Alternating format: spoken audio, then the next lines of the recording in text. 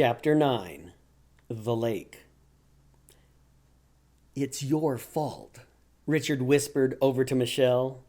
She was on the other side of the seat, yet her expression made her seem 1,000,000 miles away. "I know.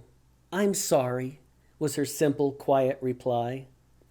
That was all they said, and Richard silently gazed out his window until they finally came to a stop in front of the police station. "But did you have fun?" Michelle asked with a smile. Richard stared back at Michelle in shock, then waited while his door was opened for him, and he awkwardly stood up with both of his hands secured behind his back in handcuffs. As the patrol car drove up the main street of Leeds, Richard put his head against the window and watched the houses pass by. His mind aimlessly wandered through the years, and he found himself reliving all the different events that had led up to that fateful moment. "The phone is for you, Richard," Elaine's voice echoed from the entry. "Okay, Mom." Richard picked up the receiver in the studio. He almost never received phone calls and wondered who it could be. "Wear your swimming suit under your clothes and bring a towel." Michelle's voice was eager. Richard stepped into the hall. "Is it okay if I go swimming today?" "As long as there's someone there who can see you, in case something happens." Since there was always someone at the lake in the summertime, Richard took Elaine's answer as a yes. "Okay," he replied and hung up the phone. Michelle and Richard didn't talk much on the telephone, and their conversations were all pretty much just like that, short and to the point. He knew what the phone call meant. Michelle's scrapes and bruises were finally healed enough to go swimming. Richard turned his large black metronome back on and set the speed up another notch. He wondered how well Michelle could swim, or if she would be able to keep up with him. He hadn't been swimming since before they met, and he was looking forward to jumping into the cool water and swimming around the lake. That's all right, he thought. Even if she can't swim very well, Michelle is always a lot of fun. He was thinking about the times they had ridden their bicycles together. Richard could pedal a lot faster than Michelle and found that he had to slow down so she could keep up. But when they got to where they were going, she always had something fun to do, and he always had a good time. It's always worth waiting for Michelle. Richard finished playing his scales flawlessly before going back to his room and changing his clothes.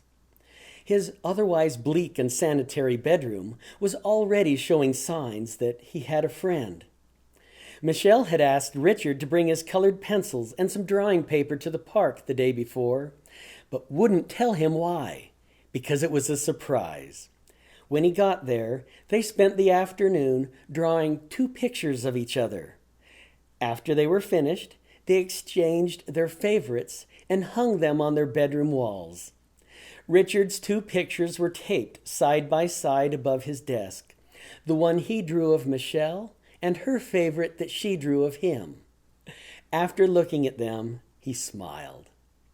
While Richard was changing, his mother called down the hall, "You need to wear a hat. The sun is extra hot today." Richard never wore a hat. The only hat he owned was way too large, and it made him look goofy. His father had bought it from the tackle shop out of desperation when they went fishing the year before. It's not worth arguing with her, though, he realized, so he reluctantly went to his closet and flopped it on his head sideways. He walked by his mother in the kitchen, and she couldn't suppress a laugh as she remembered how funny it looked.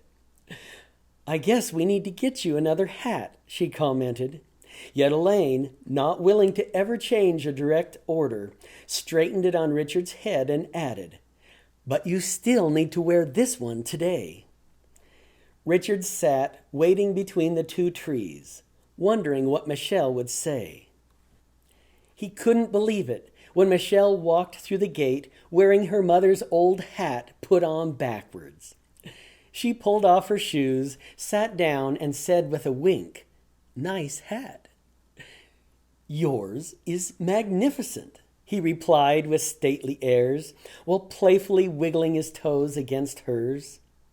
After looking into each other's eyes, they got up and ceremoniously tossed both of their hats into the branches of Michelle's tree and headed toward the lake on their bicycles.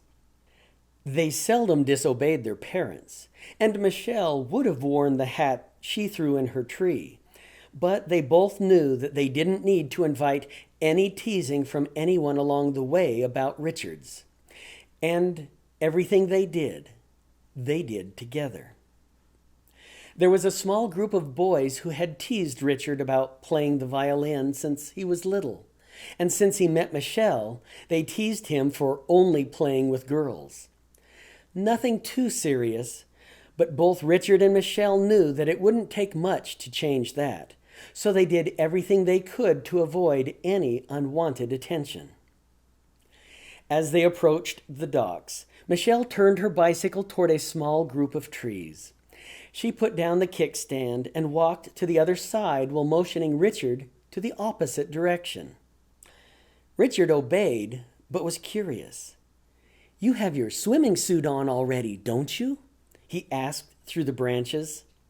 "Of course," Michelle replied. Richard looked toward the lake where dozens of people, old and young, were swimming and laying on the shore wearing only their swimming suits. "Then why are we standing behind the trees?" "It doesn't seem right to take off any clothes in the open," Michelle answered, while removing everything but her one-piece, old-fashioned, dark blue swimming suit. Richard didn't understand, since they would be swimming together in a minute, but he respected her wishes and stripped down to his swimming trunks behind the trees. They left their clothes draped over their bicycles and headed toward the docks with their beach towels. The lake was too small for motorboats, but there were plenty of canoes and inner tubes dotting its surface. Half a dozen families were picnicking in the shade of the trees, and Michelle and Richard walked out to the end of the dock and tossed their towels down side by side. Richard looked at Michelle's almost knee-length swimming suit and thought, it was probably her grandmother's. After all, they don't have much money. Even though Richard had only glanced at Michelle for that 1 second, she noticed the expression on his face. "A proper girl is modest and should not flaunt her body," Michelle commented, as though she were reciting something her mother had told her or read out of an etiquette book. Richard turned and looked at all the other girls scattered around the lake in their bikinis. He then realized that Michelle was a very special girl, as well as his best friend. He responded to her comment by smiling, stepping onto one of the large posts at the end of the dock and straightening himself up. He placed his feet precisely together, extended his arms, then executed a perfect swan dive without a splash. Michelle watched in admiration as Richard swam gracefully through the water and climbed the ladder at the end of the dock. Richard's swimming and diving lessons showed in every move he made. "Teach me how?" Michelle asked eagerly. Without notice, Richard playfully pushed Michelle off the side of the dock. He smiled and jumped in next to where she went under. As their heads bobbed back up, he said, "The first lesson of diving is, get in the water." Michelle laughed, then tried to push Richard's head under with her hands. But Richard used his swimming skills to avoid her, and he was over to the ladder and back up on the dock before she could reach him. As Michelle climbed the ladder, Richard chivalrously held out his hand, which she cautiously accepted. "What's next?" she asked with a smile. Michelle acted totally unaffected by lesson number 1 and walked back to the edge of the dock. Richard smiled, realizing that Michelle was also a good sport with a great attitude about everything. Richard taught her each point of diving step by step, He explained the proper technique for each, then dove in to show her how it was done. Every time Michelle dove, Richard judged her form on a scale from 1 to 10, then continued to the next lesson. Within an hour, Michelle was beautifully springing through the air and entering the water flawlessly. Richard stared while Michelle's straight legs and pointed toes glided smoothly out of sight without a splash. He marveled how it had taken him a year to learn all of the fine points that went into a perfect dive, and Michelle was almost there in one afternoon. She climbed back up on the ladder, walked over to the end of the dock, and stood beside Richard, ready for the next lesson. "Next," she said while pulling back her wet hair. "We're done," replied Richard. That was a perfect swan dive. Michelle's eyes opened wide. "Look out, Richard!" Richard quickly turned, and as he did, he felt Michelle's hands push him off balance and into the lake. Michelle jumped in, and as both of their heads bobbed above the surface again, Michelle playfully commented, "The first lesson of girls is, expect revenge." They both laughed, then swam around the lake together. After climbing the ladder and drying off, Michelle announced, "I like diving. Thank you for showing me how." "Sure," replied Richard. They walked up the beach, and after reaching the small cluster of trees, Michelle grabbed her bicycle's handlebars and asked, "Did you have fun?" Richard replied with a large grin. Michelle really was fun, more fun than anyone he had ever known. They went back to the lake almost every day that summer, and within a couple weeks, Richard had taught Michelle all the dives he knew. It wasn't long before she received a perfect score on every one. After the school year started, Richard used his allowance to teach Michelle how to play video games at the bowling alley. She started out meek and timid enough, but by Christmas, she was an aggressive competitor. But when the newer games came out that required that they shoot at each other, Michelle quickly lost interest. One Saturday afternoon, after all their quarters had run out, she apologized. "If it's all right with you, I've had fun, but I think I prefer real things." Richard understood completely. He had never liked having to shoot her character on the video games. Besides, the electronic games just couldn't compare with all the fun they experienced together in the real world. He knew that as long as they were standing in front of a machine, he was missing out on a new experience outside with Michelle. The next Saturday, they both decided that enough time had passed since the drugstore incident, and they began visiting the other businesses in town.